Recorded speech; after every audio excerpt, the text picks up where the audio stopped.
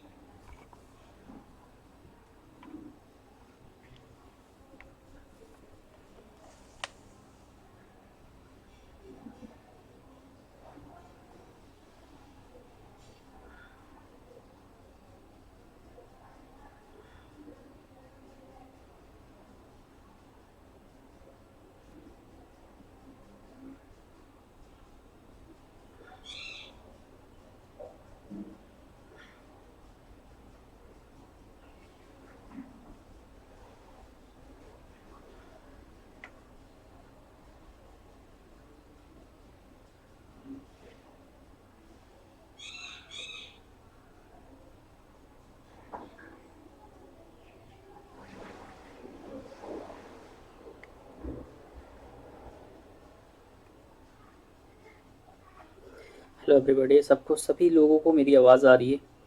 अगर सभी लोगों को मेरी आवाज़ आ रही है तो जल्दी से एक बार बताइएगा, हाँ आवाज़ आ रही है।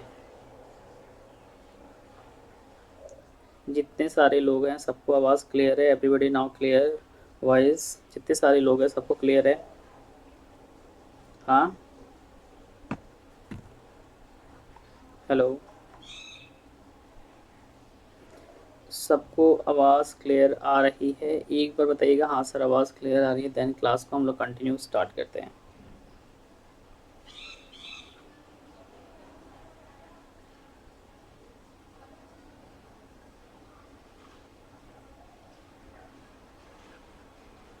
वेरी गुड मॉर्निंग अक्की।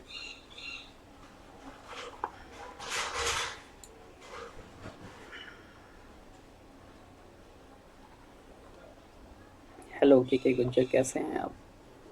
Good morning.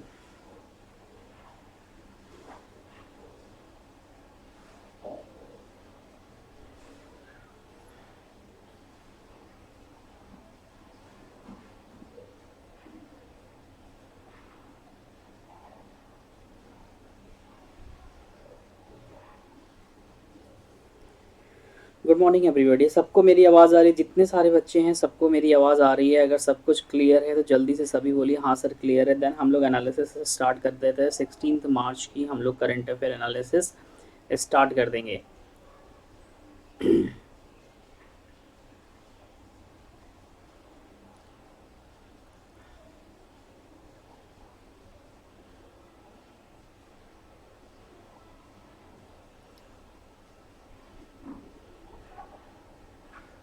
नहीं, कल नहीं हुई थी, आज होगी की कल क्लास नहीं ले पाए थे। आज 2 PM पे है और 10 PM पे सेम टाइम पे है।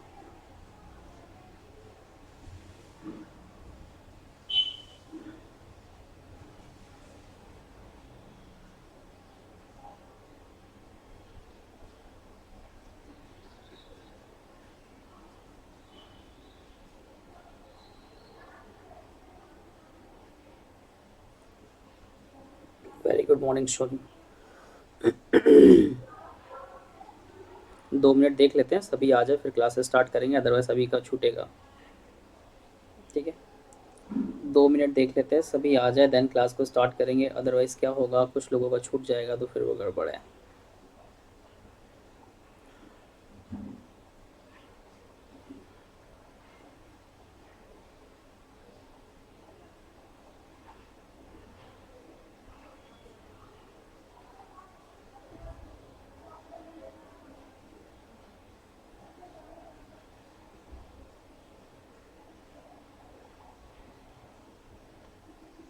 Very good morning Ravi. Nancy good morning बच्चा।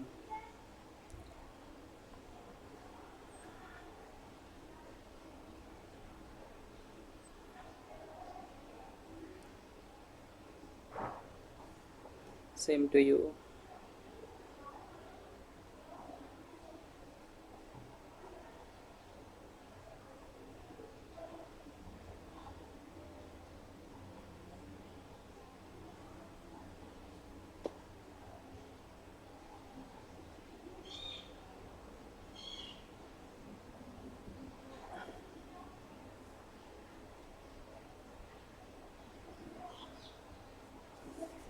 चलिए बाकी सभी लोग आते रहेंगे।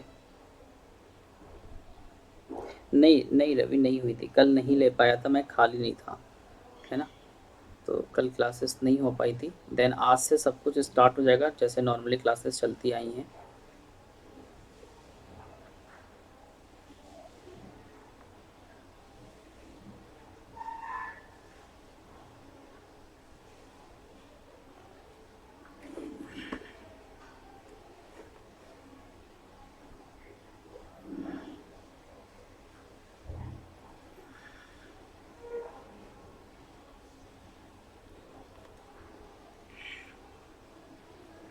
चलो फाइनली हम सभी क्लास को स्टार्ट करते हैं। Good morning everybody. सर मैं क्वेश्चन सेंड की व्हाट्सएप पे, प्लीज़ देख लीजिएगा। हाँ नैन्सी मैं देखता हूँ, फ्री होके मैं देखता हूँ, ठीक है।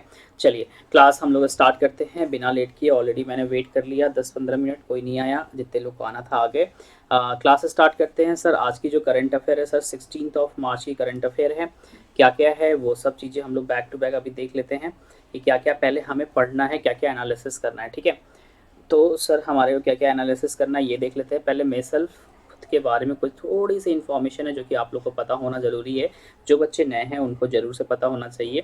Mentor for current affair and GS, 6 year teaching experience, current affair and GS, various examination cleared है। मेंटेन 5000+ बच्चों को मैंने क्या करी है सर, टीच करी है। नाम सबको दिखाई दे रहा है सर, एजुकेटर्स नेम क्या है। एंड आप कहाँ पढ़ रहे हो, सी डी एस एफकेट C A P F with India's largest learning platform Unacademy के संग आप क्या कर रहे हो सर, पढ़ाई कर रहे हो, जहाँ पे मैं आप सबको क्या कर रहा हूँ, करंट अफेयर बिल्कुल बेसिक टू हाई लेवल की एनालिसिस करा दूंगा, जिससे क्या हो आपके करंट अफेयर एक पोर्शन जो है स्ट्रांग हो सके, ठीक है। And what you will get, अगर अनअकैडमी का प्लस सब्सक्रिप्शन लेते हो तो आपको क्या क्या चीज़ें मिलती हैं। डेली लाइव क्लासेस मिलती हैं सर, स्ट्रक्चर कोर्सेज होते हैं सर, लाइव क्विजेस होती है, अल्टीमेट एसेस होते हैं, मतलब दिन भर जब चाहे तब आप क्या कर सकते हो सर, क्लासेस को एसेस कर सकते हो, है ना। और यहीं पे जाके कुछ करना नहीं है, लर्निंग ऐप को आपको डाउनलोड करना है। यहाँ पे जाके आपको चूज़ करना है अपना C D S category, UPSC category, SSC category, जो आपको मन करता है वो कैटेगरी आप चूज़ कर लीजिए। और यहाँ पे ढेर सारे आपको दिखाई दे रहा है, कोर्सेस है, क्लासेस है ना, सब कुछ आपको मिल जाएंगी। ऐसे लाइव सेशन आपको मिलता है, दिखाई देता है सर, ये सब फ्री क्लासेस डेली चलती रहती हैं। इसमें ये भी मेरी लाइव क्लासेस है, यहाँ पे आप देखो मेरी क्लासेस है, दिखाई दे रहा है, ये डेली रात में 10 PM पे होती है। ये डेली रात में सर कब होती है, 10 PM पे होती है क्लासेस। ये सुनील कृष्णा सर हैं, इनकी क्लास होती है 9 PM पे, ठीक है। ये पढ़ाते हैं जीएस और मैं पढ़ाता हूँ करंट अफेयर, ठीक है। ये दोनों क्लास आपके बहुत काम की है। एंड ये सब कोर्सेस है, आप देख सकते हो। जनरल अवेयरनेस चलती है, मैथमेटिक्स चलती है, सी डी एस की चलती है, एफ कैट की है, इंग्लिश की है। ये पूरी कोर्सेज जो है अनअकैडमी आपको देती है एक ही सब्सक्रिप्शन में। गेट सब्सक्रिप्शन पे क्लिक करिएगा, जाने के बाद ये पूरी प्रोसेस है, आप सभी जानते हो कि प्रोसेस कैसे कैसे किया जाता है, स्टेप 2, स्टेप 3, स्टेप 4, ठीक है। ये आर लाइफ कोड है, आपको याद रखना है कि आर लाइफ कोड का यूज़ हम कहाँ करते हैं, जब हम गेट सब्सक्रिप्शन पे क्लिक करते हैं, कोड के लिए आता है, तब हम वहाँ पे क्लिक करते हैं। ये सब स्टेप है, कैसे कैसे ज्वाइन करना है अनअकैडमी, सभी बच्चे जानते हैं, इसमें किसी को कुछ बताना नहीं है, ठीक है। हाँ अनअकैडमी का जो मैं आपको पढ़ाता हूँ, तो इसकी जो पीडीएफ मिलेगी वो कहाँ मिलेगी, कहीं नहीं, आप ये टेलीग्राम खोल के जाके सर्च कर लीजिएगा, क्या अनअकैडमी डिफेंस, केवल आप ये सर्च करेंगे, आप चैनल पे जुड़ जाएंगे, वहीं पे मैं क्या करूँगा आपको ऑल पीडीएफ क्लास करने के बाद दे दूँगा, ठीक है। चलो क्लास को स्टार्ट करते हैं। एंड ये छोटा सा एक चीज़ और आ गया है, ये क्या है, आर लाइफ कोड है। अगर आप 12th मंथ का सब्सक्रिप्शन लेना चाहते हो, जब आप ये कोड लगाते हो ना, देखो आपको कितने का पड़ जाता है। ऐसे कितने का 8800 का है, और ऐसे पड़ेगा 7920 का। अगर 24 मंथ्स के संग जाना चाहते हैं आप, तो 11520 का पड़ेगा CDS का, ठीक है। वैसे ही आपका जो मन चाहे, जितना पढ़ना चाहते हो आप अपनी एलिजिबिलिटी के अकॉर्डिंग, लगता है बहुत हाई लेवल की स्टडी है तो आप यूज़ कर सकते हो। सिर्फ और सिर्फ आपको ये कोड याद रखना है, our life. Our life code को अप्लाई करते ही आपको 10% का डिस्काउंट मिलता है, ठीक है। चलो क्लास को फाइनली हम लोग स्टार्ट करते हैं, जितने सारे लोग हैं। एंड ये देखो एक स्कॉलर, जितने सारे एनडीए और सीडीएस वाले बच्चे हैं ना, अकेडमी पे फ्री चल रहा है। कब से सर? 14 मार्च से सर स्टार्ट है। एनडीए का स्कॉलरशिप टेस्ट चल रहा है। अगर आप ये टेस्ट देते हो तो आपके टॉप 10 जो कैंडिडेट होंगे उनको क्या होगा सर, अनअकैडमी का सब्सक्रिप्शन मिल सकता है स्कॉलरशिप के रूप में। ध्यान रखना, ये आप देख सकते हो ऑलरेडी चल रहा है। राधे राधे प्रतिमा। ठीक है, सीडीएस वालों बच्चों के लिए भी स्कॉलरशिप टेस्ट चल रही है। आप देखिए टॉप 10 जो स्टूडेंट होंगे उनको क्या किया जाएगा भाई, कुछ ना कुछ दिया जाएगा। चाहे मॉक टेस्ट है, जनरल स्टडीज़ है, English, mathematics, real time examination experience जो आप एग्जाम में देते हो। ठीक है, चलो तो अब फाइनली हम लोग आ चुके हैं अपने करंट अफेयर पे, जो हमें डेली का एनालिसिस करना है। ठीक है, तो क्लास को चालू करते हैं। सभी पेन और कॉपी ले चुके हैं जितने सारे बच्चे हैं? जितने सारे बच्चे हैं सभी लोगों ने पेन और कॉपी ले लिया है? जल्दी से बोलेगा हाँ सर ले लिए हैं। जितने सारे लोग हैं पेन और कॉपी ले लिए हैं? अगर पेन और कॉपी ले लिए हैं तो बहुत अच्छी बात है, नहीं लिए हैं तो जल्दी से ले लीजिए। जो मैं जो चीज़ें आपको मैं अंडरलाइन कराऊंगा उसको आपको वन लीनियर करके कॉपी में लिखना है। ठीक है, ये बात रिमेंबर कीजिएगा। अब हमें क्या क्या पढ़ना है ये चीज़ हम लोग देखते हैं। देखते हैं सर पहला टॉपिक क्या है। पहला टॉपिक हमारा ये है कि केंद्रीय मंत्रिमंडल ने दी है क्या प्रधानमंत्री स्वास्थ्य सुरक्षा निधि को मंजूरी। प्रधानमंत्री स्वास्थ्य सुरक्षा निधि क्या है, इसके बारे में पूरी एनालिसिस हम लोग अभी करने वाले हैं।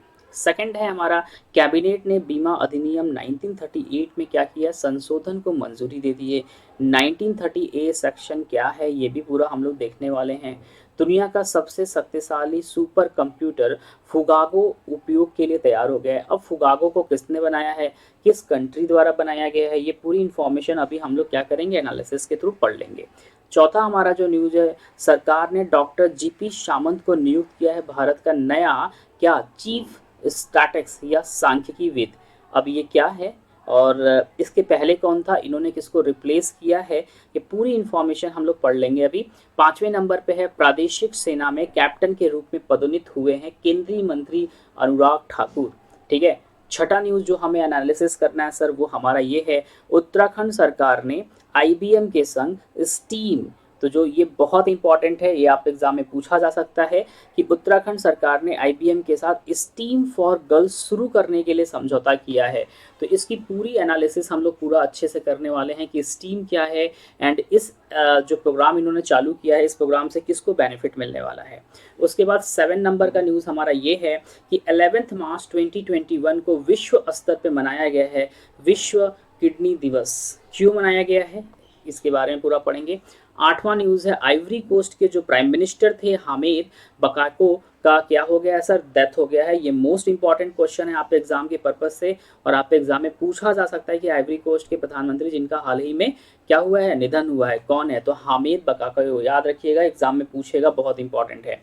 उसके बाद हमारा जो 9 नंबर का न्यूज़ है वो है सर, आज़ादी के 75 ईयर 75 वर्षों को मनाने के लिए 2021 में दांडी मार्च होगा। मतलब दांडी मार्च से अप्रैल तक चला था, आप सबको पता है। तो वही चीजें सेम यहाँ पे किया जाएगा। कहाँ पे किया जाएगा ये पूरी इंफॉर्मेशन अभी मैं आपको बताने वाला हूँ। ठीक है, नेक्स्ट आ जाओ। उसके बाद लास्ट न्यूज़ है, जम्मू कश्मीर में मनाया गया है शिवरात्रि हैरात का त्यौहार। ये शिवरात्रि हैरात त्यौहार क्यों जम्मू एंड कश्मीर के लोगों के लिए बहुत इंपॉर्टेंट है और क्यों इन्होंने मनाया है, ये पूरी चीज़ें हम लोग बैक टू बैक पढ़ने वाले हैं। उम्मीद करते हैं कि आपको पूरी करंट अफेयर की चीज़ें क्लियर हो रही हैं। सबको क्लियर हुआ, जितने सारे लोग हैं सबको क्लियर हुआ कि इतने सारे टॉपिक हमें एनालिसिस करना है। जितने सारे बच्चे हैं सबको ये चीज़ क्लियर हो रहा है कि हमें इतने सारे टॉपिक को क्लियर करना है। कच्छ में होगा, अच्छा जी, देखते हैं कहाँ पे होता है, क्या होता है, पूरी इन्फॉर्मेशन मिल जाएगा। ठीक है, चलो तो पेन कॉपी ले लीजिएगा, जहाँ पे मैं अंडरलाइन करूंगा उसको, उस अंडरलाइन को आपको लिखना भी है, ये भी ध्यान रखिएगा। ठीक है,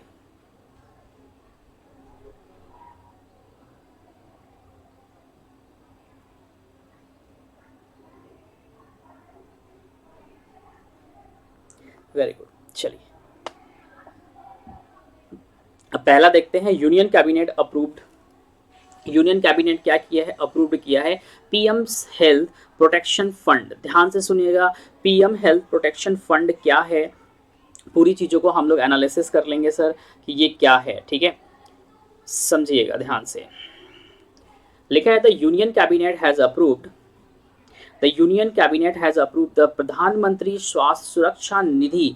ये हम सभी जानते हैं कि इनका पुराना प्रोग्राम चल रहा है जो कि हमारे क्या है, मेडिकल से रिलेटेड है, स्वास्थ्य से रिलेटेड है। इसमें इन्होंने ये कहा है अ single non lapsable reserve fund, मतलब यहाँ पे ये कह रहा है कि जो फंड होगा वो लैप्स नहीं होगा। मतलब कहा जा रहा है जो कैबिनेट के द्वारा जितना अमाउंट अप्रूव्ड कर दिया जाएगा प्रधानमंत्री स्वास्थ्य सुरक्षा निधि के अंतर्गत, वो अमाउंट क्या होगा, लैप्स नहीं होगा। होता है ना कि किसी मिनिस्ट्री द्वारा अगर किसी को अमाउंट दी जाती है कि भैया आपको इतना 1 करोड़ रुपए दिया जा रहा है, आप ये 1 करोड़ रुपए एक साल में अंदर खर्च करिए, जैसे सेंट्रल गवर्नमेंट स्टेट गवर्नमेंट को दे देती है कि आप ये अगर कोई योजना चला रहे हो उस योजना के थ्रू आप क्या करो, लोगों को बेनिफिट कराओ। लेकिन आप सबको पता है कि नहीं पता है कि स्टेट गवर्नमेंट के पास इतने पैसे होते हैं, सेंट्रल गवर्नमेंट देती है कि वो पैसा पूरा खर्च तक नहीं कर पाते।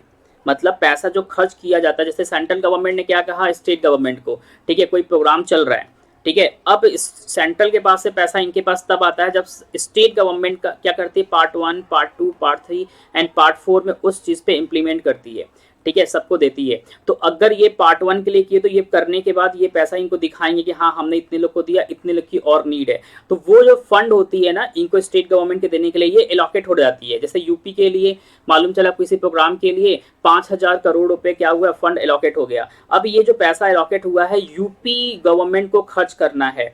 सच्चाई ये है कि ये पूरा खर्च भी नहीं कर पाते।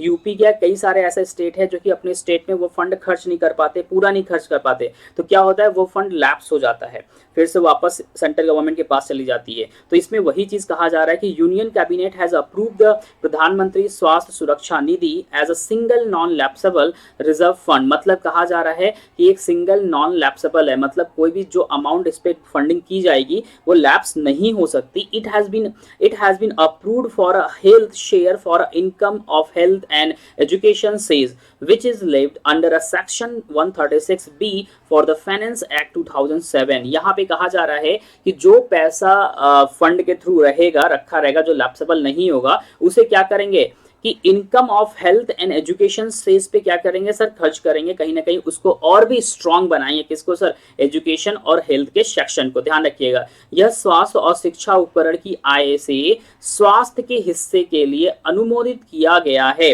जो वित्तीय अधिनियम, ध्यान रखिएगा, अंडर अ सेक्शन क्या है सर 36B एंड एक्ट 2007 पे लगाया गया है। ये बात ध्यान रखिएगा 36B किसके लिए होता है, एजुकेशन एंड हायर एजुकेशन के लिए होता है, ठीक है। नेक्स्ट आ जाइए, उसी का आगे का कुछ एनालिसिस है जो कि आप एग्जाम के पर्पस से बहुत इंपॉर्टेंट है। यहाँ पे ये भी कहा गया है कि it is a non lapsable reserve fund for health in public account. The fund will included income for health share in the health and education cess. मतलब जो वो अमाउंट होगा, जो अमाउंट लैप्स नहीं करेगा, उसका यूज ये कहाँ करेंगे, इस फंड में स्वास्थ्य और शिक्षा उपकरण में स्वास्थ्य की हिस्सेदारी से प्राप्त आय शामिल होने वाला है। ध्यान रखिएगा ये सभी लाइन बहुत इंपॉर्टेंट है। The revenue of the fund will utilize for flagship scheme of ministry of health including national health mission. ध्यान रखना जो रेवेन्यू इनको क्रिएट होगा, जो रेवेन्यू इनके पास रहेगा, उसको ये कहां पे खर्च कर सकते हैं, health including national health mission, Ayushman Bharat health and welfare centre, Ayushman Bharat, प्रधानमंत्री जन आरोग्य योजना, ठीक है, एंड द इमरजेंसी डिजीजेस या क्या बोलते हैं preparedness and the response in sage of health emergencies. मतलब कह रहा है कि कोष के इस राजस्व का, मतलब इस जो पूरा पैसा है, जो फंड है, किसमें, पीएम्स हेल्थ प्रोटेक्शन फंड के अंतर्गत जो पूरा रेवेन्यू होगा उसको क्या करेंगे सर, इसका राजस्व का उपयोग राष्ट्रीय स्वास्थ्य मिशन, क्या करेंगे सर, राष्ट्रीय स्वास्थ्य मिशन, आयुष्मान भारत स्वास्थ्य और कल्याण केंद्र, आयुष्मान भारत प्रधानमंत्री जन आरोग्य योजना सहित स्वास्थ्य मंत्रालय की प्रमुख जितनी सारी योजनाएं चल रही हैं, स्कीम चल रही है, उनके लिए ये क्या करेंगे, एज अ इमरजेंसी अमाउंट रखे रहेंगे कि अगर किसी भी स्टेट को जरूरत हुआ, एज अ हम क्या करेंगे, इमरजेंसी में आके उस फंड को हम रिलीज कर देंगे। सबको मेरी बात समझ में आ रही है? वही लिखा हुआ है यहाँ पे सर, आपातकालीन तथा आपदा के लिए तैयारी और स्वास्थ्य अपार में मामलों में प्रतिक्रियाओं के लिए किया गया है। मतलब ये जो फंड होगा, पहली बात तो लैप्स नहीं होगा, जिसको अलॉट कर दिया गया है वो अलॉटेड रहेगा, लेकिन जो फंड लैप्स नहीं होगा तो उस पैसे का यूज भी हम कहां करेंगे? इमरजेंसी के टाइम में करेंगे, कि अगर किसी स्टेट को या किसी भी क्या होगा सर, किसी भी डिपार्टमेंट को नीड पड़ती है तो उस जगह पे हम इस फंड का यूज कर पाएंगे। ठीक है, हाँ बिल्कुल बिल्कुल नैन्सी, ठीक है। तो ये चीजें इन्होंने कहा है, ये बहुत अच्छी बात है। हमारे यहाँ को पता है कि सर अगर कोई फंड अगर रिलीज की जाती है, फंड अलॉट की जाती है, तो उस समय के भीतर हमको उस फंड को यूटिलाइज करना पड़ता है। अगर हम उस फंड को यूटिलाइज नहीं करते तो सेंट्रल गवर्नमेंट क्या करती है, उस फंड को वापस कर लेती है, मतलब लैप्स हो जाता है। जिस स्कीम या जिस प्रोजेक्ट के अंतर्गत दिया जाता है, अगर उतने टाइम इंटरवल में आप उसका यूज नहीं करते हो तो वो वापस हो जाता है। तो इसी चीज को इन्होंने बहुत अच्छा काम किया है कि वो लैप्स नहीं होगा, वो क्या होगा, उनके फंड में पड़ा रहेगा। ठीक है, ध्यान रखिएगा, पीएम हेल्थ प्रोटेक्शन फंड में पड़ा रहेगा। जहां हमें इमरजेंसी लगेगी, ये सब चीजें मैंने अभी जस्ट आपको इतना सारा लिखवाया है, जहां इमरजेंसी होगा वहां पे हम इस फंड का क्या कर देंगे सर, यूज कर सकते हैं बिना सोचे। ध्यान रखिएगा, ये बहुत ही अच्छी सोच है। उसके बाद यहाँ पे ये कहा गया है, ध्यान से समझिएगा, यहाँ पे एक अच्छी न्यूज और है। यहाँ पे ये कहा गया है, कैबिनेट ने अप्रूव किया है, क्या किया है सर, कैबिनेट ने अप्रूव किया है amendment to insurance act 1938। Cabinet ने क्या किया है, हल्का सा चेंज किया है, अप्रूव कर दिया है। क्या किया है, किसको अप्रूव किया है सर, इंश्योरेंस एक्ट था 1938। 1938 इंश्योरेंस एक्ट क्या है, इसमें उस टाइम इन्होंने एफडीआई क्या किया था, आपको पता है, जो आत्मनिर्भर भारत आया है उसमें एफडीआई इन्होंने 74% कर दी है। इसी चीज को लेके इन्होंने क्या किया, इस चीज को अमेंडमेंट को अप्रूव किया है, जो कि 49% पहले एफडीआई था, और इसके पहले जो एफडीआई था वो भी तो और कम था, 2019 के समथिंग। ठीक है, वो भी एफडीआई कम था। वो क्या क्या चीजें हैं, क्या क्या नहीं है, वो पूरी चीजें हम लोग अभी जस्ट पढ़ने वाले हैं। देखिएगा, यहां पे ये कहा गया है, union cabinet has give its approval for amendment the insurance act, ठीक है, paving the way of 74% FDI in the sector currently। ध्यान रखिएगा, currently the general FDI limit life and general insurance with India's ownership and management control is 49%। मतलब जो general insurance का जो FDI limit था वो 49% था, जो कि अभी करेंटली क्या है sir, 74% FDI in sector। currently the general FDI limit is 49%। मतलब ये कहा रहा है,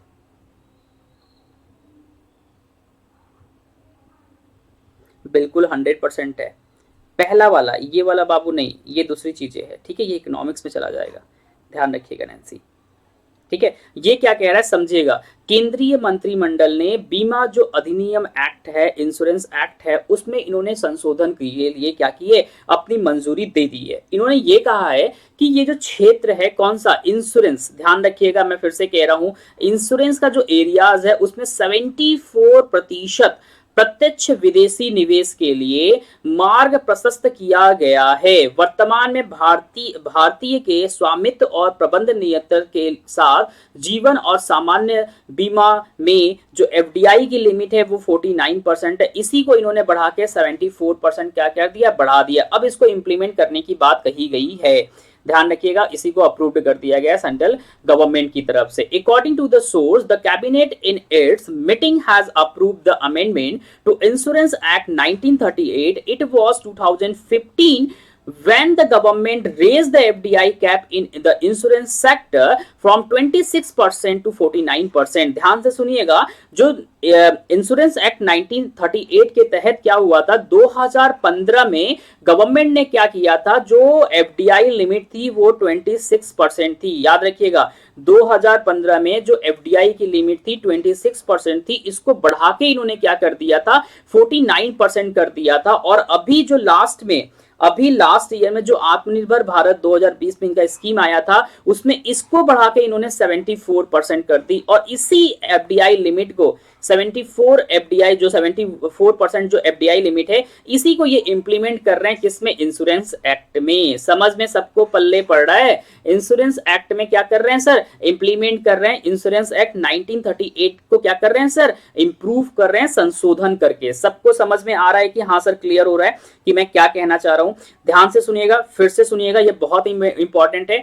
फॉरेन डायरेक्ट इन्वेस्टमेंट होता है ये इंश्योरेंस सेक्टर में। किसमें सर? इंश्योरेंस सेक्टर में क्या होता है? डायरेक्ट इन्वेस्टमेंट होता है। किसका? फॉरेन कंपनियों का। तो इसमें यह कहा जा रहा है कि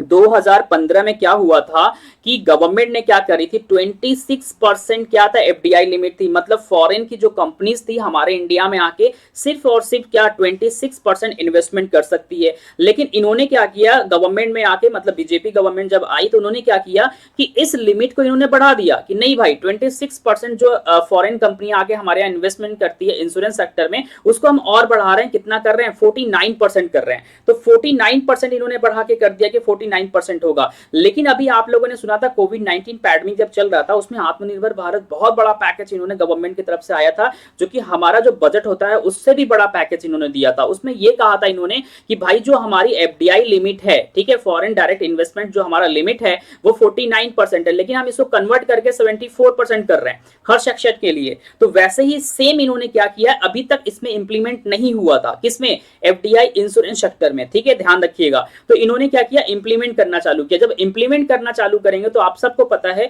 जब किसी चीज को हम इंप्लीमेंट करते हैं तो जो चीजें ऑलरेडी चलती है, ठीक है, जो रनिंग में होती है, उस चीज को हमें बदलना पड़ता है। तो सेम चीजें इंश्योरेंस में भी हुआ है। इंश्योरेंस में बदलने के लिए इन्होंने क्या किया है, इंश्योरेंस एक्ट 1938 में संशोधन कर दिया कि भाई जो हम आपको 49% बोले थे वो 74% हो चुका है। इसी चीज को ये क्या कर रहे हैं, चेंज कर रहे हैं। सबको समझ में आ रहा है कि नहीं आ रहा है? तो अप्रूव्ड करके इंश्योरेंस एक्ट 1938 के तहत क्या करेंगे, 49% जो एफडीआई की लिमिट थी उसको बढ़ा के इन्होंने 74% एफडीआई लिमिट कर दिया। कहां पे सर? इंश्योरेंस सेक्टर में। उम्मीद करते हैं आपको एकदम क्लियर हो गया होगा, कोई भी डाउट, थोड़ा सा भी डाउट नहीं होगा। सबको क्लियर है एकदम कि हाँ सर बिल्कुल क्लियर है, कोई भी डाउट नहीं है। सभी लोग कॉपी पे लिखिएगा कि 2015 में गवर्नमेंट की तरफ से कितना था, 26% था, इन्होंने चेंज करके क्या कर दिया, 49% कर दिया। और फाइनली 2021 में आके इन्होंने 49% को क्या कर दिया, इंश्योरेंस एक्ट 1938 के तहत क्या कर दिया, चेंज करके इन्होंने 74% फाइनली एफडीआई लिमिट को इंश्योरेंस सेक्टर में क्या कर दिया, इंप्लीमेंट कर दिया, अप्रूव्ड कर दिया। उम्मीद करते हैं आपको समझ में सबको बहुत अच्छे से आ रहा है। सेशन समझ में आ रहा है तो भाई लाइक वाइक करते रहना, जिससे आपको बेनिफिट मिलेगा। ठीक है, चलो अब थोड़ा सा और आगे बढ़ते हैं। एफडीआई से रिलेटेड ही न्यूज है यहाँ पे।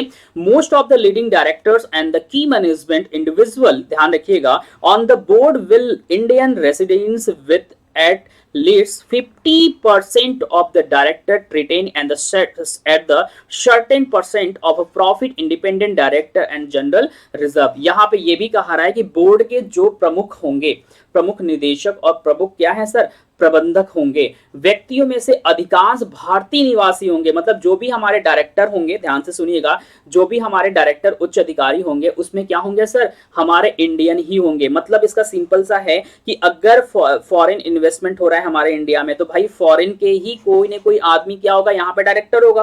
तो इस चीज को देखते हुए गवर्नमेंट ने यह भी कहा है कि जो भी कंपनी हमारे इंडिया में आएगी इन्वेस्टमेंट करने के लिए इंश्योरेंस सेक्टर के अंतर्गत, उसमें क्या होगा, जो उसका डायरेक्टर होगा, ध्यान से, उसका जो डायरेक्टर होगा ना, उसका जो डायरेक्टर होगा, ध्यान रखिएगा, उसका जो डायरेक्टर होगा ना वो कोई ना कोई क्या होगा सर, भारतीय निवासी होंगे। ध्यान रखिएगा, कोई ना कोई क्या होगा सर, भारतीय निवासी होंगे, जिसमें कम से कम 50% निर्देश स्वतंत्र निदेशक और समान आरक्षित के रूप में लाभ एक निश्चित प्रतिशत तक बरकरार रखा जाएगा। ठीक है, ये सब चीजें आपके लिए बहुत काम का है।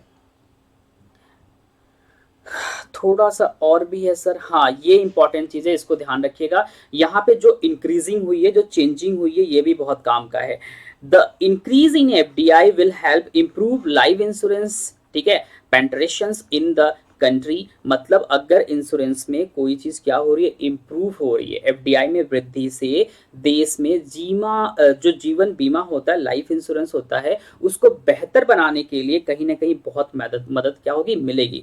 Life insurance premium as a percentage of GDP are 3.6% in the country. मतलब हमारे कंट्री में कह रहा है कि भाई जीडीपी के जीडीपी के प्रतिशत के रूप में अगर हम देखें कि पूरा जो जीडीपी होता है उसका सिर्फ और सिर्फ 3.6% ही हमारे कंट्री में क्या है, लाइफ इंश्योरेंस प्रीमियम क्या करती है सर, भरा जाता है या लिया जाता है, ध्यान रखना। और क्या बोलता है, down from global average 7.3% and term of the general insurance it is 0.9%। सोच लो क्या हालत है, of GDP against the world average 2.8%। मतलब कह रहा है कि जो वैश्विक औसत है, वर्ल्ड लेवल पे जो औसत है 7.13% से सर नीचे है, और सामान्य बीमा के मामले में यह अधिक बहुत ही खराब है हमारे इंडिया का। यह दुनिया के पूरे वर्ल्ड के 2.8% के औसत के मुकाबले हमारे इंडिया का सिर्फ और सिर्फ कितना है सर,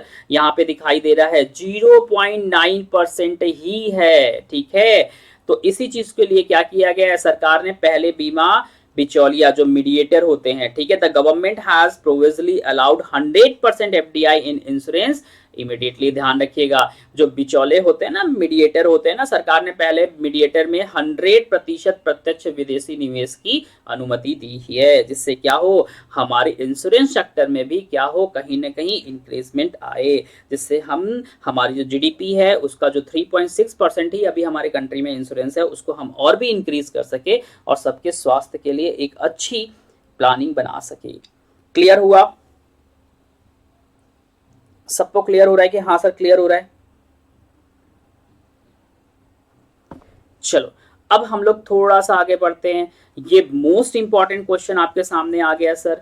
इंपॉर्टेंट क्वेश्चन ये है sir, world most powerful super computer, ठीक है, फुगाकू रेडी फॉर यूज। ध्यान रखिएगा, वर्ल्ड का मोस्ट पावर सुपर कंप्यूटर, इसको के कंप्यूटर भी जानते हैं, ठीक है, मोस्ट क्या है सर, पावरफुल के कंप्यूटर के नाम से भी जानते हैं, के super computer Fugaku ready for use. Fugaku है, ध्यान रखिएगा, क्या है सर, फुगाकू कंप्यूटर है जो कि सुपर कंप्यूटर के नाम से जाना जाता है, के सुपर कंप्यूटर के नाम से जाना जाता है। ये पूरी तरह से रेडी हो गया है हम सबके यूज के लिए, लेकिन अभी सिर्फ और सिर्फ रिसर्चर इसका यूज करेंगे। देखिएगा, the Japanese scientist research institute call Riken, ठीक है, ध्यान रखिए, Riken Fujitsu start developing Fugaku 6 year ago. मतलब ये जो सुपर कंप्यूटर स्टार्ट किया गया था डेवलप करना, आज से 6 साल पहले स्टार्ट किया गया था। जापान के साइंटिस्ट थे, ठीक है, ध्यान रखिएगा, Japanese scientist research institute call Riken, ठीक है, and Fujitsu has started develop a Fugaku 6 year ago. It is the world most powerful supercomputer. Fugaku is a name after a alternative name of Mount Fuji. ध्यान रखिएगा, Fugaku जो नाम दिया गया है, Fugaku का नाम माउंट फूजी के एक वैकल्पिक नाम पे सर रखा गया है। इस बात को ध्यान रखिएगा, ठीक है, मोस्ट इंपॉर्टेंट क्वेश्चन है आपके एग्जाम के अकॉर्डिंग, ध्यान रखिएगा। इसमें कुछ और एनालिसिस है थोड़ा सा अच्छा सा आपके लिए। देखिए जो मैंने आपको जस्ट बताया, now the super computer is fully prepared and developed in Japan and now available for research use. समझ में आया? जो मैंने अभी बताया ये डेवलप हो चुका है पूरी तरह से, लेकिन यूज के लिए किसका है, रिसर्च यूज के लिए अभी केवल है। This super computer has been develop, ध्यान से, has been develop with the aim of making the device the core of Japan's computing infrastructure. यहां पे कह रहा है इस कंप्यूटर को, इस डिवाइस को जो जापान के कंप्यूटिंग इंफ्रास्ट्रक्चर के मूल बनाने के उद्देश्य से विकसित किया गया, मतलब एक तरह से इंफ्रास्ट्रक्चर करने के लिए इसको क्या किया, डेवलप किया गया है। The computer contain 100 times the applicant performance of the के सुपर कंप्यूटर। ये जो कंप्यूटर है ना, कंप्यूटर में के सुपर कंप्यूटर के अनुप्रयोग प्रदर्शन का 100 गुना है। मतलब बहुत तेज और बहुत फास्ट चलने वाला ये सुपर कंप्यूटर क्या किया गया है सर, बनाया गया है। समझ में आ रहा है? ध्यान रखिएगा, ये जो के लिखा हुआ है ना, के सुपर कंप्यूटर, इसको हम लोग पढ़ते हैं के ई, ध्यान रखना, के ई आई, ध्यान रखिएगा, के ई आई, इसको के ई पढ़ते हैं, ध्यान रखिएगा। ये भी एग्जाम में आपको मिल सकता है, के ई सुपर कंप्यूटर। अगर के जगह पे के भी अगर लिखेगा तो ये भी बिल्कुल सही है, इसको गलत मत करिएगा एग्जाम में। ऐसा ना हो कि अगर के ई आई दिख जाए तो हम कहते हैं नहीं ये गलत है, नहीं, ये एक्चुअल मीनिंग यही है, के ई आई, लेकिन इसको के सुपर कंप्यूटर के नाम से हम सभी जानते हैं। समझ में आया कि नहीं आया? ये 10 इसका मतलब होता है, के ई का मतलब होता है 10 कोऑर्डिनेशन, मतलब 10 कोऑर्डिनेटर। यहाँ पे दिखाई दे रहा है 4, इसमें 10 टाइप के लगे हुए हैं। समझ में आ रहा है कि नहीं आ रहा है? कोऑर्डिनेटर टाइप में। क्लियर हो रहा है? अंदर बहुत सारे छोटे छोटे छोटे छोटे छोटे इसके पार्ट्स हैं। क्लियर हो रहा है? सबको क्लियर हो रहा है? किसने बनाया? इसने जापानीज कंपनी ने बनाया। अभी जस्ट तो मैंने बताया आपको, यहाँ पे देखिए, यहाँ पे देखिए किसने बनाया है। Japanese scientist research institute called Riken and Fujitsu, ध्यान देंगे, started developing Fugaku in 6 year ago. समझ में आया? सोनू यादव समझ में आया? Very good morning engineer. Sonu Yadav समझ में आया?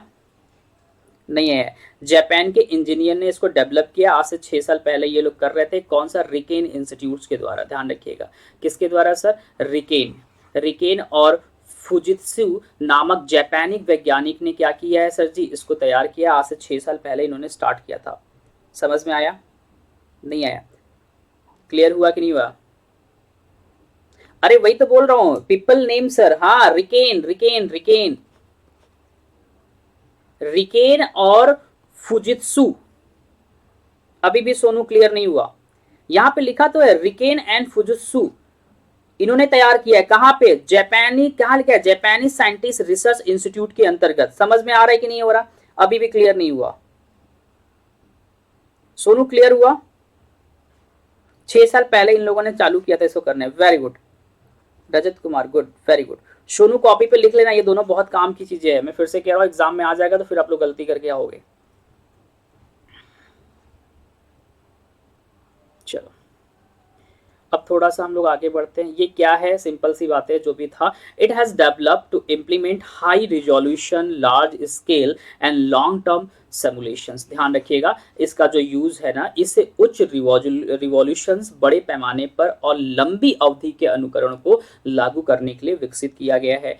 इसने के कंप्यूटर के उत्तराधिकारी के रूप में 2014 में विकास शुरू किया गया था। ध्यान रखिएगा, इसे Fujitsu A64 FX micro processor के साथ बनाया गया था। ये ऐसा नहीं है कि भाई आज तुरंत बना के तैयार कर दिया गया था। It is begin to development in 2014।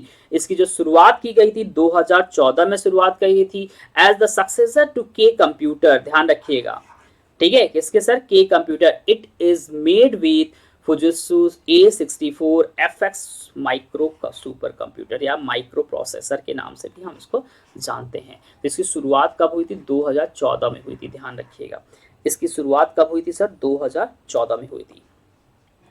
चलिए अब हम लोग आ चुके हैं, हम लोग 4th नंबर न्यूज पे। Government appoints doctor G P Samant as India's new chief statistics. ध्यान रखिएगा, गवर्नमेंट ने अप्रूव्ड कर दिया है या अपॉइंट कर दिया है किसको? डॉक्टर जीपी सामंत को इंडियाज न्यू चीफ स्टैटिशियन के नाम से। ध्यान रखिएगा, ये बहुत इंपॉर्टेंट है, अपॉइंटमेंट पे आएगा। अपॉइंटमेंट में ये क्वेश्चन बहुत इंपॉर्टेंट है, काम का है आपके। देखिए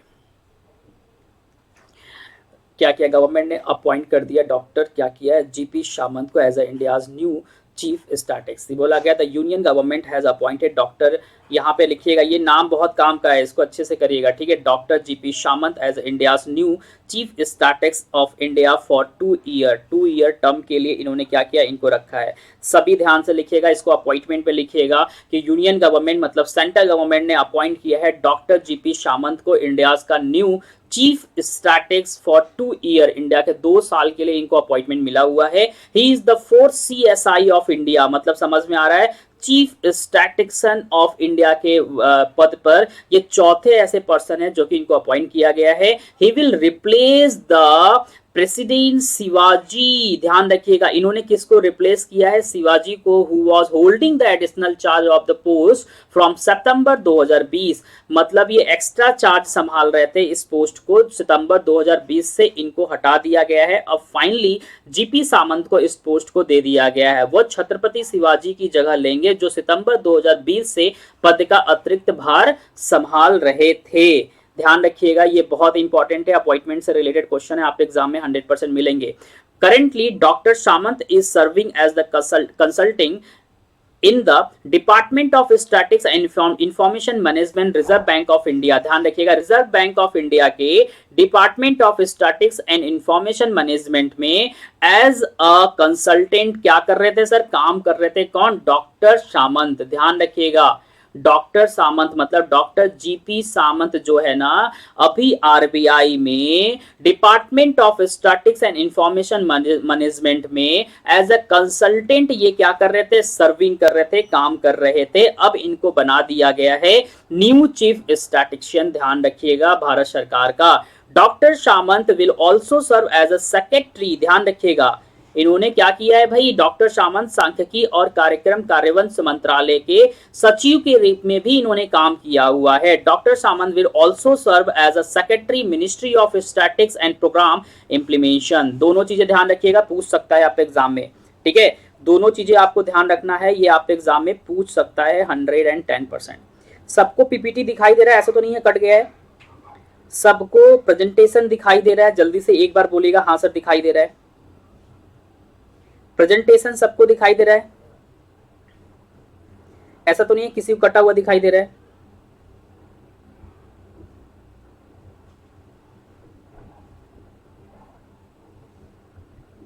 प्रेजेंटेशन सबको दिखाई दे रहा है,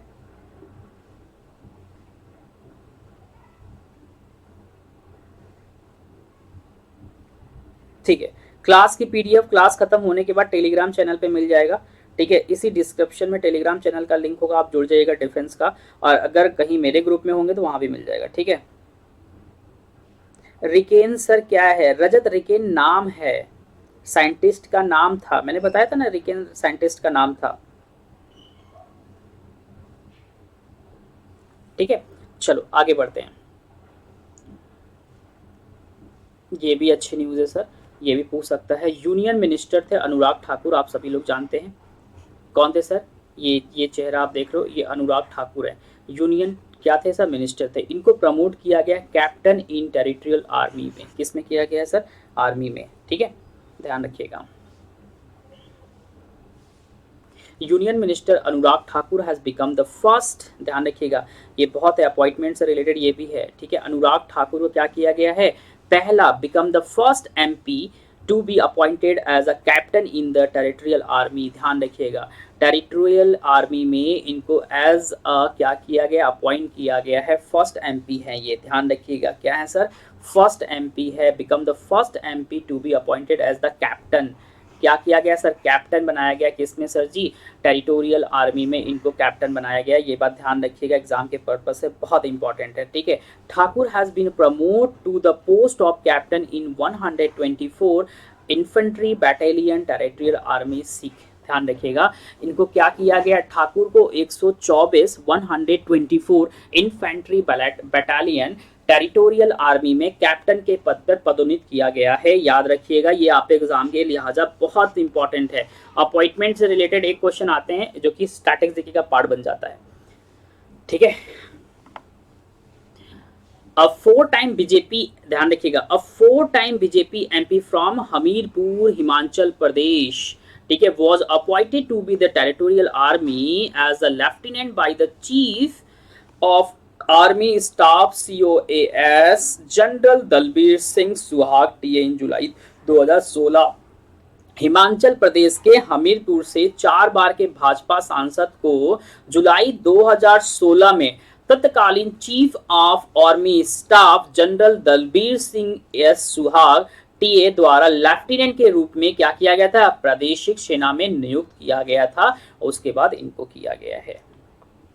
इसमें कुछ ज्यादा समझाने के लिए नहीं है, ये इंपॉर्टेंट है, ध्यान रखिएगा। उत्तराखंड गवर्नमेंट ने क्या किया, स्टार्ट किया है, Uttarakhand government enter into agreement with IBM to launch STEM for girl, ध्यान रखिएगा, उत्तराखंड गवर्नमेंट ने क्या किया है, IBM के संग एक अग्रीमेंट पे साइन किया गया है, वो किस लिए किए हैं, स्टीम के लिए किया है, किसके लिए किया है सर, स्टीम एक प्रोजेक्ट है, एक क्या है सर, एक प्रोजेक्ट है, किसके लिए है सर, वो गर्ल्स के लिए है, फॉर गर्ल्स, दिखाई दे रहा है, ध्यान रखिएगा, पर्टिकुलरली किसके लिए सर, गर्ल्स के लिए, कहाँ की गर्ल्स सर, यूके की गर्ल्स, उत्तराखंड की गर्ल्स के लिए है।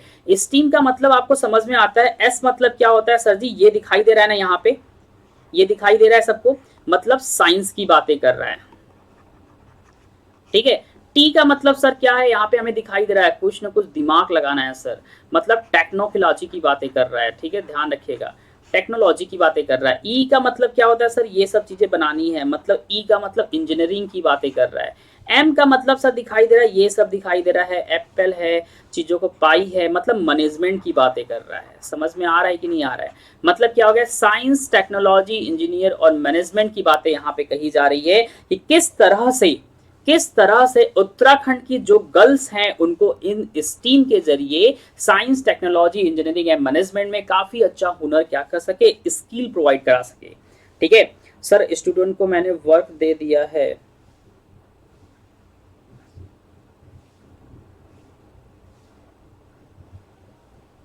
क्या लिखे? Om Omkar, Omkar very good morning sir. Student को मैंने वर्क दे दिया है, हमें देख के कह रहे हैं मैम हम भी आपकी तरह अच्छे से पढ़ाएंगे। अच्छा। थैंक यू प्रतिमा, मतलब आप भी पढ़ा रहे हो, ग्रेट, बहुत अच्छा, बहुत अच्छा, ग्रेट। हाँ इंजीनियरिंग है, एजुकेशन इंजीनियरिंग, अभी दिखाएंगे एनएनसी सब कुछ है। ठीक है, स्टीम, टेक्नोलॉजी, एजुकेशन मैनेजमेंट या इंजीनियरिंग मैनेजमेंट क्या है वो आपको आगे दिख जाएगा। बहुत अच्छा लगा प्रतिमा कि आप पढ़ा भी रहे हो, पढ़ भी रहे हो, ये बहुत अच्छी बात है। चलो देखो, IBM has announce cooperation with Uttarakhand governments education mission, ध्यान रखना एजुकेशन मिशन, हाँ नैन्सी सही जा रही है। ठीक है सर, क्या है, समग्र शिक्षा उत्तराखंड, मतलब सभी उत्तराखंड की जितने सारे लोग हो उनको शिक्षा मिल सके, to launch IBM STEM for girls program in 130 secondary and higher secondary school in 5 district of state. मतलब बोला जा रहा है कि भाई उत्तराखंड के राज्य में कम से कम 5 ऐसी जिला होंगी जहां पे 130 सेकेंडरी और हायर सेकेंडरी जितने सारे स्कूल होंगे, वहां पे इस प्रोग्राम को स्टार्ट अभी किया जाएगा। ठीक है, समझ में आ रहा है सबको, स्टीम प्रोग्राम को स्टार्ट किया जाएगा। The collaboration is a part of the 3-year program between IBM and state government of Uttarakhand with the American Indian Foundation as an implementation partner to increase the participation of the girls and women's in the STEAM career। ध्यान रखिएगा, ये जो programme दिया गया है STEAM नाम का, किसके संग है, स्टेट गवर्नमेंट और उत्तराखंड। ध्यान रखिएगा, उत्तराखंड स्टेट गवर्नमेंट के संग और IBM के बीच ये है। कितने सालों के लिए सर, 3 साल के लिए। कितना सर, 3 सालों के लिए इस प्रोग्राम पे अग्रीमेंट पे साइन हुआ है। और इसमें जो सबसे बड़ी बात है, कोलैबोरेशन हुआ है, वो IBM तो है ही है, उसके संग एक और भी है, American Indian foundation as a implement partner to increase the participation of the girls women in the STEM. मतलब एक अमेरिकन एक फाउंडेशन है, ध्यान रखिएगा, अमेरिकन इंडियन एक फाउंडेशन है, वो भी इसमें कहीं ना कहीं पार्टिसिपेट करेगी। और जो उत्तराखंड की गर्ल्स और विमेन है उनको क्या करेगी सर, स्टीम में करियर बनाने के लिए कहीं ना कहीं उनको इसके अंदर स्किल को पैदा करेगी। समझ में आ रहा है कि नहीं आ रहा है? स्किल को क्या करेगी, पैदा करेगी। The program will pursue the skill and career of about 25,600 student in the science. ध्यान से नैन्सी, ध्यान से देखो, science, technology, engineering, mathematics, sorry वो मैनेजमेंट नहीं था, वो मैथमेटिक्स था, मैथमेटिक्स फील्ड। समझ में आया? मतलब साइंस के फील्ड में, टेक्नोलॉजी के फील्ड में, इंजीनियरिंग के फील्ड में और मैथमेटिक्स के फील्ड में इनके अंदर स्किल को क्या करेंगे, इंप्रूव करेंगे, इनको करियर के बारे में बताएंगे कि किस तरह से आप स्टीम में जाकर अपनी करियर को ग्रोथ कर सकते हैं। समझ में आ रहा है? साइंस के बारे में इनको क्या करेंगे सर, अवेयर कराएंगे, इन सब चीजों के बारे में इनको बताया जाएगा। ध्यान रखिए, किसके द्वारा सर, IBM के द्वारा, और क्या है, अमेरिकन एंड इंडियन फाउंडेशन के द्वारा इसको इंप्लीमेंट किया जा रहा है। जितनी सारी उत्तराखंड की क्या है सर, गर्ल्स और विमेन है, उनको कहीं ना कहीं स्टीम में करियर बनाने के लिए उत्साहित करेंगे। सबको समझ में आया? नैन्सी, प्रतिमा, स्कूल में हूँ सर जी। अरे वाह प्रतिमा, बहुत अच्छा, ग्रेट बाबू। सबको समझ में आ रहा है? Everybody clear? सोनू क्लियर हुआ? अक्की क्लियर हुआ? एक बार लाइक वाइक भी करते रहना, ठीक है, अगर अच्छे लगे तो, है ना, नहीं तो कोई दिक्कत नहीं है। जब कोई चीज़ें अच्छी ना लगे तब तक नहीं करना चाहिए, ठीक है।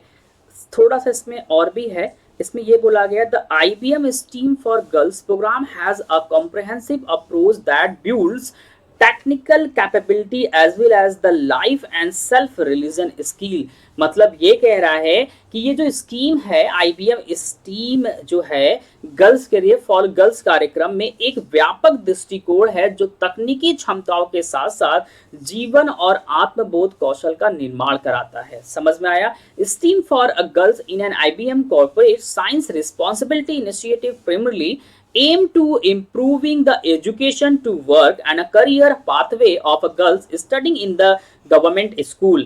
यहाँ पे ये भी कहा जा रहा है कि जो स्टीम फॉर गर्ल्स जो प्रोग्राम है मुख्य रूप से सरकारी स्कूल में पढ़ने वाली लड़कियों के लिए शिक्षा से कार्य और करियर मार्ग में सुधार के उद्देश्य से एक आईबीएम कॉर्पोरेट सामाजिक दायित्व पहल है। मतलब ध्यान से सुनिएगा, हम सबको पता है कि हमारे इंडिया में क्या होता है सर, जितने सारे गवर्नमेंट स्कूल है हमारे इंडिया में, खास करके जो यूपी है, बिहार है, दिल्ली को छोड़ दो, दिल्ली तो इस टाइम काफी मॉडर्न हो चुका है स्कूल के मामले में भी, वो प्राइवेट स्कूल से बेस्ट हो चुका है। लेकिन अभी यूपी, बिहार, उत्तराखंड और झारखंड हो गया, ये सब जो स्टेट्स हैं उसमें गवर्नमेंट स्कूल की हालत देख लो तो कहीं ना कहीं बहुत डाउन है। तो उन चीजों को देखते हुए एक गवर्नमेंट का बच्चा अगर मान के चलो कि ये नो डाउट पढ़ने में बहुत अच्छे होते हैं अकॉर्डिंग टू सीबीएसई वाले भी बहुत अच्छे होते हैं, कोई कमी नहीं है दोनों में, लेकिन जो स्मार्टनेस, जो स्किल सीबीएसई वाले बच्चों को मिल पाता है वो गवर्नमेंट वाले बच्चों को वो चीजें नहीं मिल पाती है। ये वेल एजुकेटेड होते हैं गवर्नमेंट वाले स्कूल के बच्चे, बहुत नॉलेज लिए रहते हैं, लेकिन इनके अंदर स्किल नहीं होती है। लेकिन सीबीएसई वाले जो बच्चे होते हैं इनके लिए बोध होता है। समझ में आ रहा है कि नहीं आ रहा है? सबको समझ में आ रहा है कि नहीं आ रहा है? जो सीबीएसई वाले बच्चे होते हैं इनके अंदर दोनों चीजें होती हैं, टाइम पे इनके लिए एक्स्ट्रा ऑर्डिनरी कुछ ना कुछ काम होते रहते हैं, प्रोग्राम होते रहते हैं स्कूल की तरफ से। लेकिन गवर्नमेंट में क्या होता है, बच्चे पढ़ने जाते हैं तो पढ़ाई से मतलब होता है, थोड़ा बहुत गेम हो जाता है, लेकिन इनको एक्स्ट्रा ऑर्डिनरी चीजें नहीं बताई दी जाती हैं। उसी चीज को सही करने के लिए क्या किया गया, आईबीएम के संग इन्होंने पार्टनरशिपिंग करी है कि उत्तराखंड गवर्नमेंट में, उत्तराखंड सरकार में, उत्तराखंड स्टेट में जितनी सारी गवर्नमेंट स्कूल है, ध्यान रखिएगा अभी सिर्फ और सिर्फ गवर्नमेंट स्कूल में ये चीज चलाया जा रहा है, studying in the government school. Government school में जितने सारे बच्चियां हैं, गर्ल्स हैं, उनको कहीं ना कहीं उनके अंदर एक स्किल क्या करेंगे, इंप्रूव करेंगे। समझ में आ गया? नहीं अक्की, नहीं नहीं नहीं नहीं मत करना, ठीक है, एक बार कर दिया है ना अक्की। चलो अब यहां पे क्या बोल रहा है sir, world kidney day observe globally on 11th में, मतलब कि क्या किया, किडनी डे मनाया गया है कब सर, 11th मार्च को। कब सर, 11th मार्च को वर्ल्ड किडनी डे ऑब्जर्व है, ध्यान रखिएगा, ठीक है। क्या किया गया सर, वर्ल्ड, कहां गया यार, ठीक है, world kidney day observe globally on 11th March 2021। World kidney day is celebrated globally on the second Thursday on March every year. Questions को ध्यान से सुनिएगा, इस बार जो मनाया गया है, ठीक है, बट सर हमारे यहाँ प्राइमरी के बच्चे भी बहुत अच्छे से बच्चे हैं पढ़ने में। हाँ बाबू, हम ये नहीं कह रहे प्रतिमा कि कोई बच्चे कहीं के खराब होते हैं, हर गवर्नमेंट स्कूल के बच्चे अच्छे होते हैं, लेकिन हमारे इंडिया में ऐसा है कि जिसको 100% देना चाहिए वो 100% नहीं देने, ये सच्चाई है, ये कड़वी सच्चाई है कि हमारे इंडिया में क्या है, जितने सारे गवर्नमेंट स्कूल है वहाँ पे जो टीचर्स है उनको जो अपना 100% एफर्ट देना चाहिए बच्चों के बीच में, वो 100% एफर्ट नहीं आता है। जब बच्चों में 100% एफर्ट टीचर का नहीं जाता है तो टीचर, बच्चों को ट्यूशन पढ़ने की जरूरत पड़ जाती है। बच्चों को ट्यूशन पढ़ने की नीड क्यों है, नहीं पढ़ना चाहिए। जब स्कूल जा रहे हैं बच्चे, डेली स्कूल जा रहे हैं, पढ़ रहे हैं, तो उनका काम यहीं से हो जाना चाहिए ना, चाहे वो प्राइवेट स्कूल में हो चाहे वो गवर्नमेंट स्कूल में हो। तो टीचर जब अपना 100% एफर्ट देगा तो बच्चे को नीड ही नहीं है कहीं जाने की। समझ रहे मेरी बात है, ये चीजें समझ रहे हो?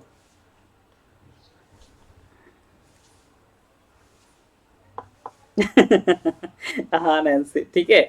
अब बोला गया है सर जी ध्यान रखिएगा, 2021 में जो मनाया गया है वो 11 मार्च को मनाया गया है। वैसे वर्ल्ड किडनी डे जो सेलिब्रेट करते हैं पूरे विश्व में second Thursday of the March every year, मतलब मार्च के सेकेंड थर्सडे को मनाया जाता है, मार्च के दूसरे गुरुवार को मनाया जाता है, ये ध्यान रखिएगा।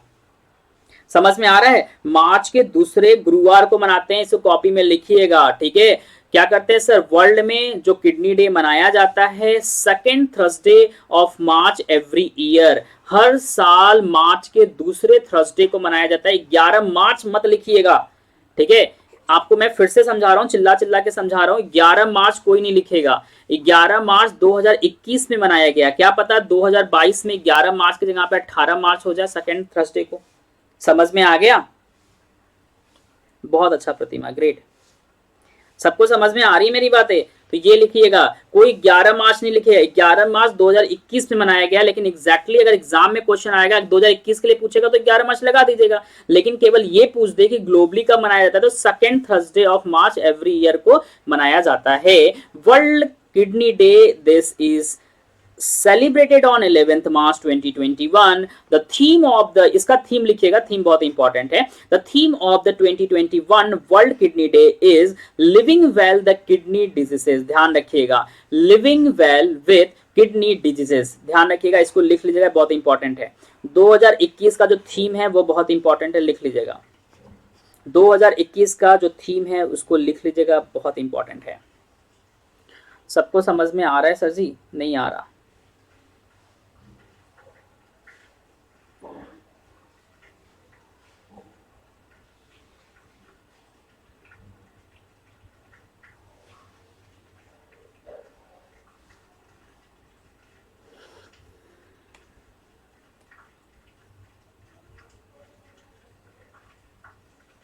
हाँ, बहुत अच्छा प्रतिमा, ग्रेट। नेक्स्ट आ जाओ। ये वही चीज़ है, इसके अवेयरनेस के बारे में बताया गया है कि world kidney day is a globally campaign aim to raise the awareness about the important of our kidney. World kidney day aim to raise awareness of the importance of our kidney to our overall health and reduce. ध्यान रखिएगा, frequency and impact of kidney diseases and its associate with the health problem world wide. कहीं ना कहीं देखो पूरे दुनिया में ये किडनी की बहुत बड़ी प्रॉब्लम होता है, इसको अवेयर करने के लिए हम किडनी डे मनाते हैं वर्ल्ड लेवल पे। 11 मार्च को 2021 में मनाया गया है। और वैसे क्या करते हैं, हर थर्सडे, मार्च के थर्सडे को मनाया जाता है हर साल, ठीक है। अब यहाँ पे बोला गया आइवरी कोस्ट के जो प्राइम मिनिस्टर थे, क्या नाम था सर जी? हामिद बकायोको, ठीक है। क्या थे सर जी? हामिद बकायोको, जो कि उनका लास्ट में अभी निधन हो गया है, ठीक है। ध्यान रखिएगा, आइवरी कोस्ट, साउथ अफ्रीका, बोला गया है Hamed Bakayoko is the incoming prime minister of Ivory Coast has died due to the cancer. Cancer की वजह से इनकी डेथ हुई है। He was named prime minister after the sudden death of the procedure. ध्यान रखिएगा, इनका जो रखा गया था आमोद गोन कुलीबली, ठीक है, आमोद गोन कुलीबली इन जुलाई 2020। मतलब कहा जा रहा है इन्होंने इनकी जगह ली थी। आइवरी कोस्ट के प्रधानमंत्री थे, ठीक है, हामिद बकायको, जिनका क्या है कैंसर की वजह से डेथ हो गया है जुलाई 2020 में। इनके पहले जो थे कौन थे सर जी? आमोदो, ध्यान रखिएगा, आमोदो गोन कुलीबली। कौन थे सर जी? आमोदो गोन कुलीबली, ठीक है। अचानक मृत्यु हो गया था, ये प्राइम मिनिस्टर थे, ठीक है। कौन थे सर जी? आमादो गोन कुलीबली थे, ये प्राइम मिनिस्टर थे 2020 में। इनका अचानक से डेथ हो गया। उसके बाद क्या किया गया था? तो उसके बाद सर जी हामिद बकायको को क्या किया गया था? प्राइम मिनिस्टर बनाया गया था, जो कि कैंसर की वजह से इनका भी डेथ हो चुका है।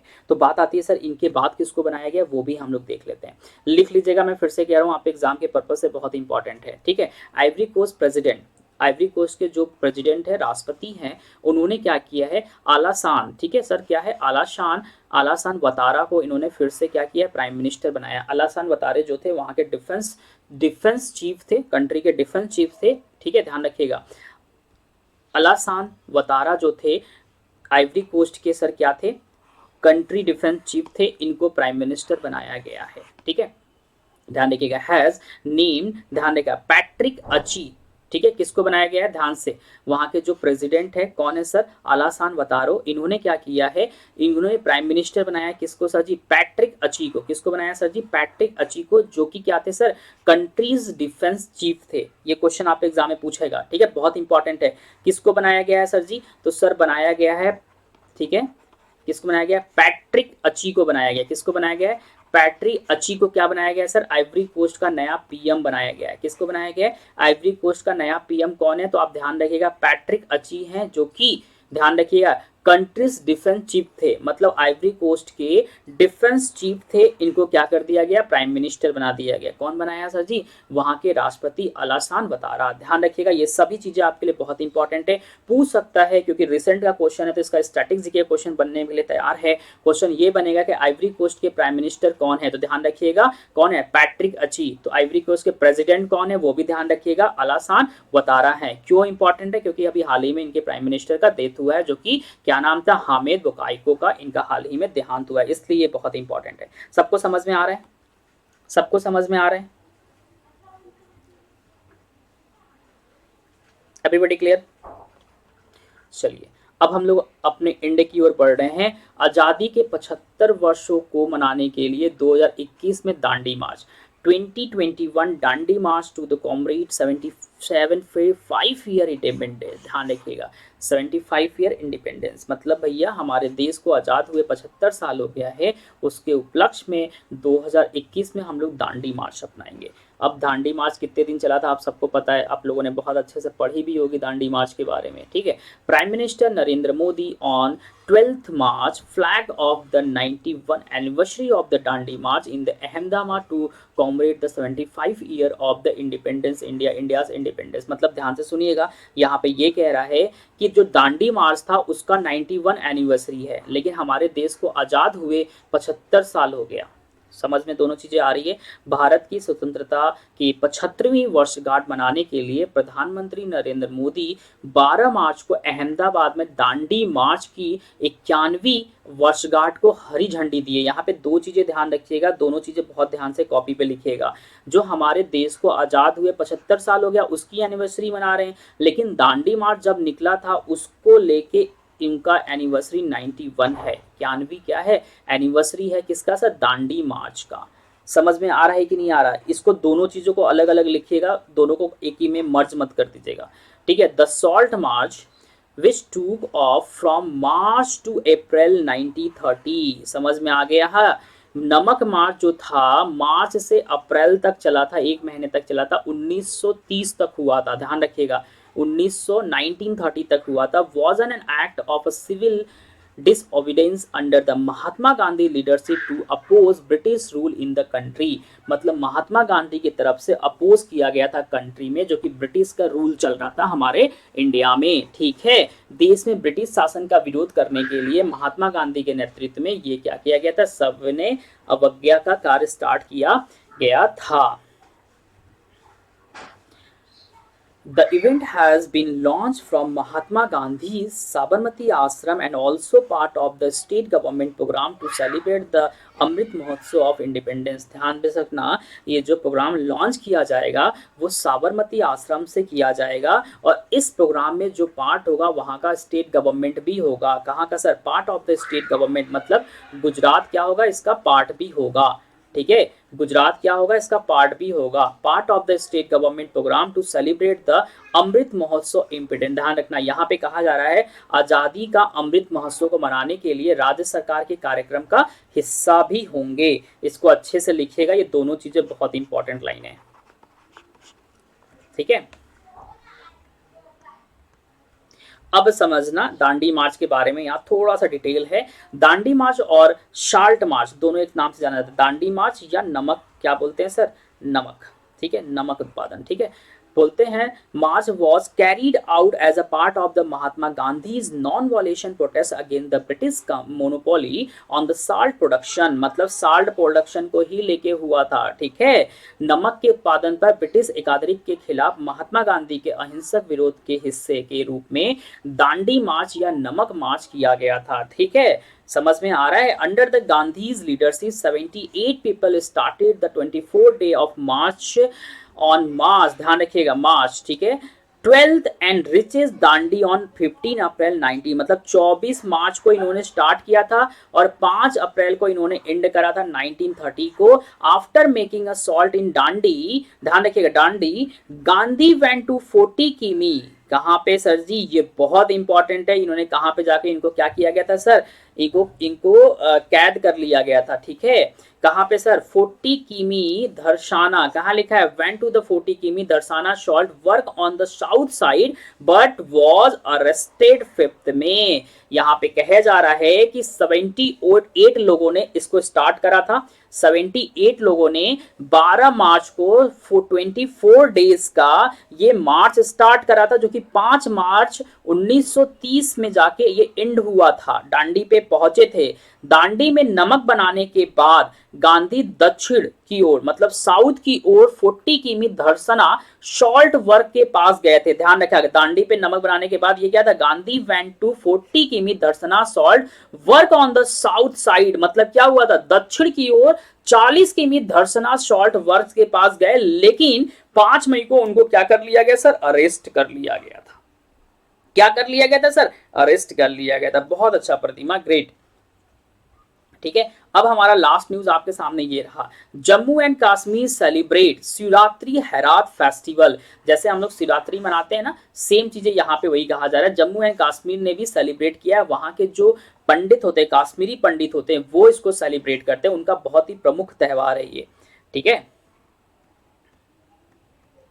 देखो, in the Union Territory Jammu and Kashmir, the festival of the Shivaratri Harith was celebrated throughout Jammu and Kashmir. Mahasivaratri festival is locally known as the Harith in Kashmir, which is celebrated in Jammu and Kashmir with the religion favor of the वटकनाथ पूजा। ध्यान रखिएगा, कौन सा sir ji, Vatuknath Puja by the Kashmir Pandit community, मतलब वहां की कश्मीरी जो पंडितों का एक समूह है, कम्युनिटी है, उनके द्वारा ये मनाया जाता है।